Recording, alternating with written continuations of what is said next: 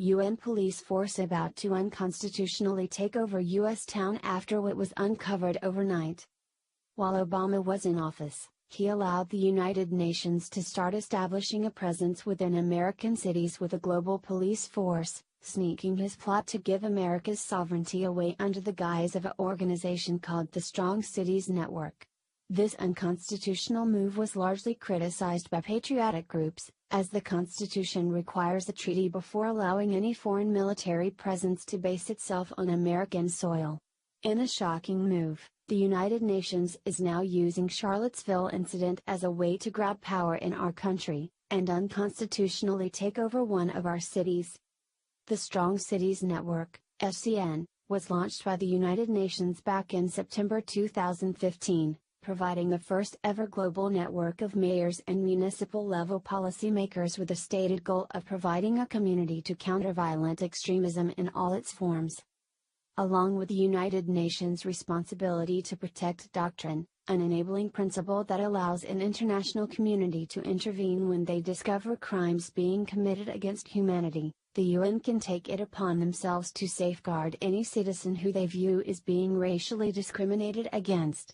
To put it in more simple terms, the UN can invade a country with their UN police force if they determine that crimes against humanity have occurred. Now, in an unbelievable power move, United Nations officials responsible for combating racism globally have just issued a dire warning to the United States, claiming that after their investigation, they've found alarming racism trends in our country and are now set to intervene. Anastasia Crickley, chairwoman of UN Committee on the Elimination of Racial Discrimination, CRD, issued her statement Tuesday in response to the Charlottesville incident on August 12, saying, "We are alarmed by the racist demonstrations, with overtly racist slogans, chants and salutes by white nationalists, neo-Nazis, and the Ku Klux Klan, promoting white supremacy and inciting racial discrimination and hatred," Crickley said. Of course, Crickley had absolutely nothing to say about Obama's violent Antifa group, who were beating people with metal poles and spraying acid into the face of Trump supporters who were at the rally in Charlottesville.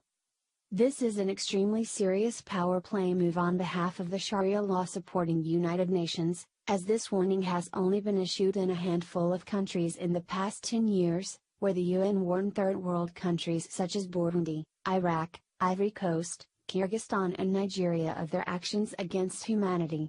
Crickley is now getting the UN to undertake concrete measures against the United States. Crickley went on. In a decision issued under its early warning and urgent action procedure, the committee, which monitors implementation of the International Convention on the Elimination of All Forms of Racial Discrimination, stated there should be no place in the world for racist white supremacist ideas or any similar ideologies that reject the core human rights principles of human dignity and equality, Crickley said. She continued, in addition to the criminal investigation of the individual who plowed his car into a crowd of peaceful protesters killing a woman, the UN experts asked the U.S. authorities to undertake concrete measures to address the root causes of the proliferation of such racist manifestations. This is not only a power move, but a huge insult for a corrupt organization such as the United Nations to start attacking our country and publicly calling us out. America has done more than any other country on earth to weed out racism and fight for the human rights of others.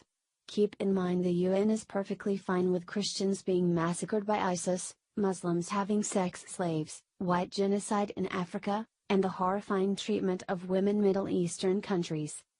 Obama tried desperately to take away our country's sovereignty by getting us involved in the United Nations Strong Cities Network. While the thought of having a foreign police on our soil has been a conspiracy in the past, the United Nations is making a real to take our sovereignty away under the guise of protecting American citizens from racism. This was all part of Obama's plan the entire time, and why he worked so hard to get us involved with this unconstitutional deal with the UN. The UN,